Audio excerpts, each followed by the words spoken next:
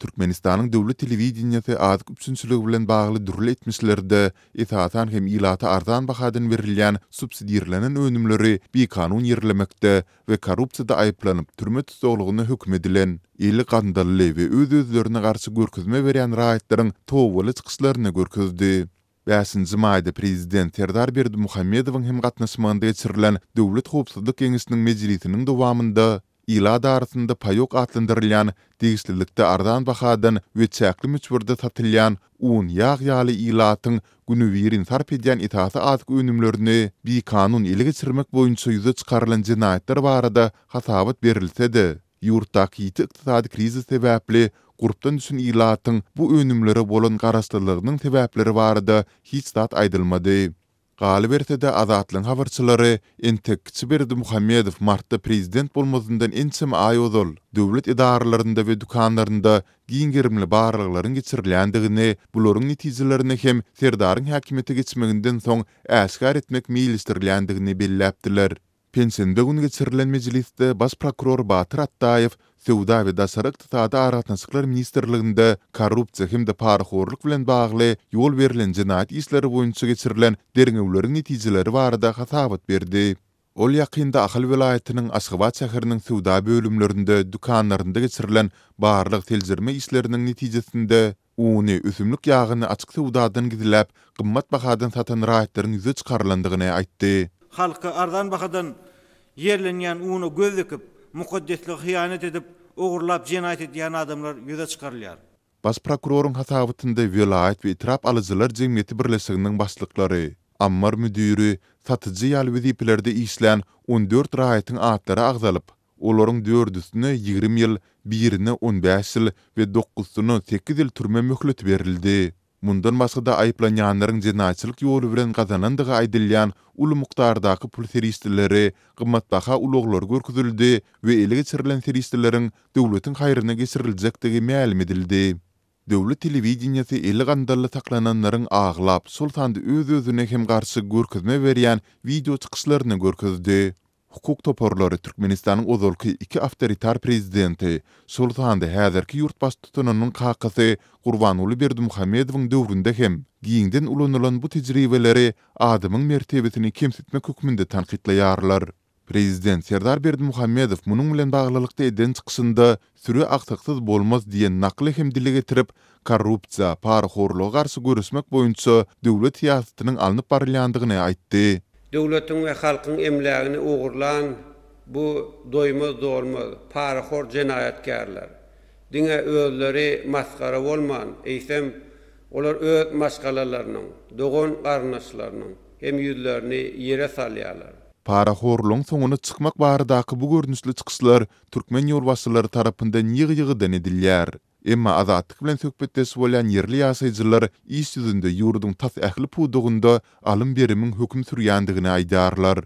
Transparency International guramasynyň 2021-nji ýylyň netijeleri boýunça geçen aý çap eden hasabatynda Türkmenistana korrupsiýanyň derejesi boýunça mümkin 100 baldan 19 derece berilip, ol 180 ýurdun arasynda 169-njy orunda ýerleşdirildi.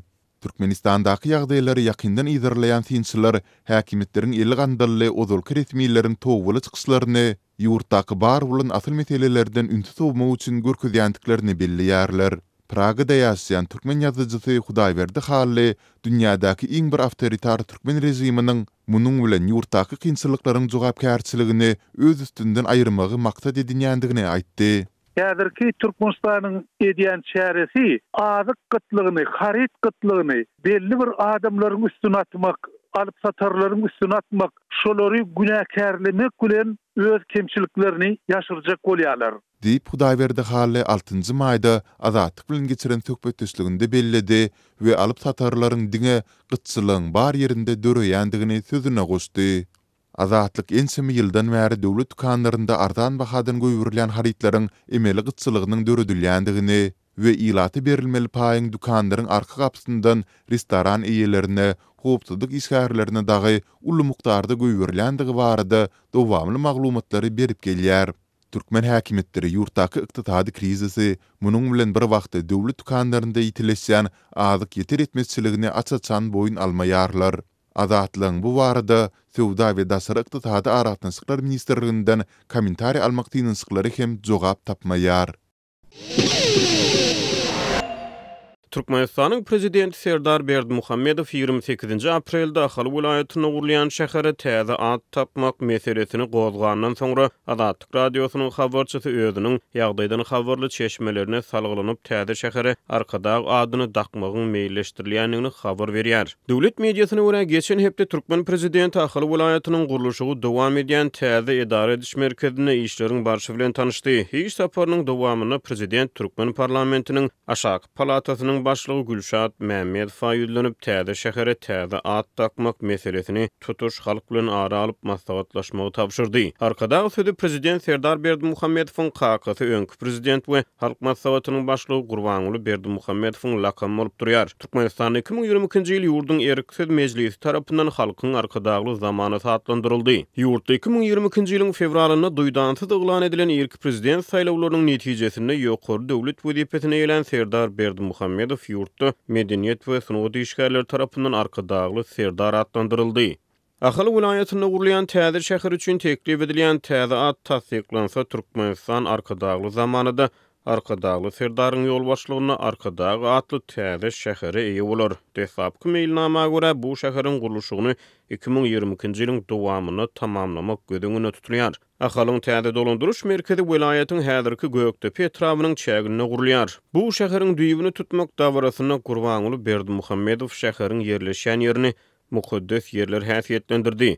Bu yerler tarihi yerler, ata-babalarymyzyň ömür sürüp, gurup hemde döredip giden mukaddes yerleri diýip Berdimuhammedow belläpdi. Azatlygyň ýagdaýdan habarly çeşmeleri Ahal vilayatynyň täze dolandyryş merkezine ilki başda Serdar Berdimuhammedowyň atasy Gurbanuly Berdimuhammedowyň kakasy Mälikguly Berdimuhammedowyň adynyň dakylmagynyň teklip edilendigini, arkadag adynyň bolsa Sewitde bina edilýän beýleki bir şähere Aşgabat sita berilmeginiň teklip edilendigini habar berýärler. Ýöne çeşmeler Aşgabat sitiniň guruluşynyň ýyda tesýändigini nutýarlar. Hasadan Azatlyk radiosynyň çeşmeleri Aşgabat siti taslamasynyň yerleşýän ýerine ýerasty suwlaryň taplandygyny, topragyň durnuksyzlygyny habar berdiler. Munyň ýa-da döwlet medeniýeti Aşgabat sitiniň çägine injenerçilik geologiýa işlerini geçirmek üçin tender eglan edilýändigini habar berdi. Serdar Berdimuhammedow pensiýa güni geçiren iş maslahatyny häzirki wagtda ahalyň täze edara ediş merkeziniň guruluşynyň tamamlanyp barýanyny aýtdy. Onuň sözlerine görä guruluşyk işleri ikinji tapgyrda dowam edýär. Bu tapgyrda şäheri abadanlaşdyrmak we ilaty göçürüp getirmek gödüňine tutulýar. Döwlet medeniýeti täze şäheriň anyk haçan açyljakdygyny aýtmady. Bu aralykda prezident Berdimuhammedow täze şähere Odal Aşgabat City taslamasynyň guruluşyna gödäwçilik eden Şah Muhammed Durdulyýew häkim belledi. Täze şäher 13.000 goloý maşgala niýetlenip onuň çägine 2, 5, 7 we 9 gataçyny ýaşaýyş jaýlary gurular. Türkmenistanyň öňkü Krasnovodsk şäheri ýurdun ilkinji prezidenti Saparmat Niyazowyň Türkmenmaşa adyny götürýär. Şeýle-de öňkü prezidentiň ady etraplary we owalary hem dakylypdy. Ahalyň merkezine Gurbanuly Berdimuhammedowyň arkadagy lakamy dakylsa bu ýurtda ilkinji gezek onuň adynyň iri ilatyny okuda dakyldygy bolar.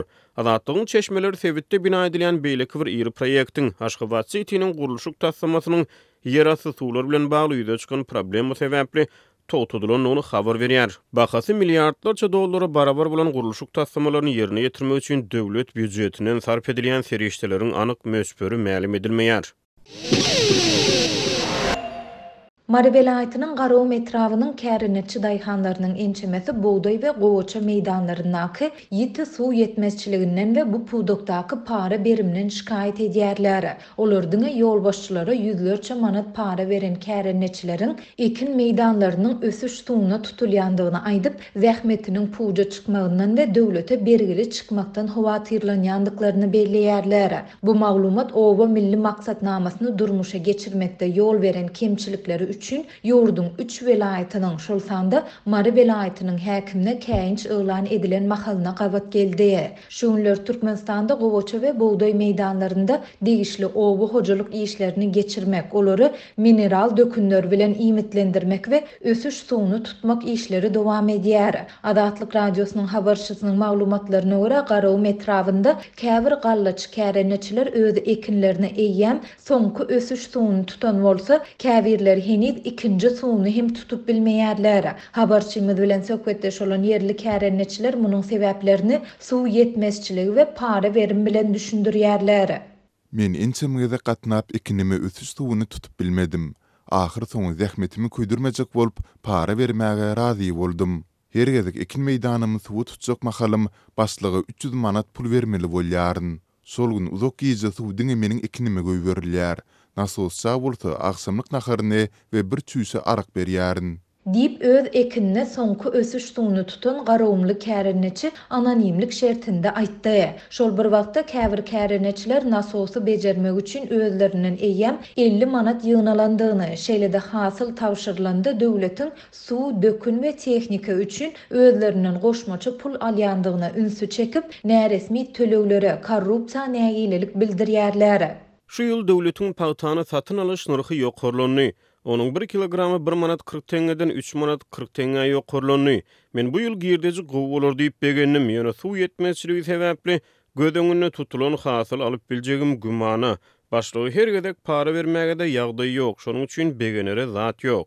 Dip başga bir garawumly kärenneçi belledi. Adatlyk baýdylanlar barada garawum etrap häkimliginden we onuň oba hojalyk bölümünden goşmaça maglumat alyp bilmedi. Bu aralykda prezident Serdar Berdimuhammedow oba milli maksatnamasyny durmuşa geçirmekde ýol beren kemçilikleri üçin ýurdun 3 welaýatynyň häkimine, şol sanda Mary welaýatynyň häkimi Anneberdi Döwranberdi Orazberdiýewiçe käýinç yglan etdi. TDH-nyň habarynda häkime bu käýinç wezipe borçlaryny talabalaýyk ýerine ýetirmände üçin berilendigi aýdylsa-da, onuň jikmejiklikleri aýdynlaşdyrylmady. Ýöne bellesek bu käýinçler Türkmenistanyň dürli welaýatlarynda kärenneçi daýhanlaryň suw yetmezçiliginden kösenýändigi barada Adatlyk radiosynyň habarçylarynyň ýygyderli beren maglumatlarynyň ýygyanyna gabat geldi. 22 aprelde Lewap welaýatynyň habarçylarymyz bilen söhbetdeş olan kärenneçi daýhanlar Sewitiň buğday we gowaça meýdanlaryna ýiti suw yetmezçiliginiň özleriniň ekinlerine yaramaz täsir ýetirýändigini gurrun berdiler. 20 aprelde bolsa Balkan welaýatynyň Serdar, Magtumly we Bereket etraplarynaky buğday eken daýhanlaryň buğday meýdanlarynaky ýiti suw yetmezçiligi derarly ekiniň 60 götürümden gowrak hasylyny ýitirendigi barada maglumatlar gowuşdy. Şeýle-de geçen aý Lewapda habarçylarymyz Sewit ýaşaýjylarynyň Amy derýanyň suwunyň çekilen böleklerine we derýada emele gelen adajyklara alada bilen sinedýändigini habar berdiler. Birleşen Milletler Guramasynyň adyk we owa hojalyk boýunça edarasy geçen ýyl çap eden hasabatynda Türkmenistanyň suw resurslaryna agrym düşýändigini duýdurdy.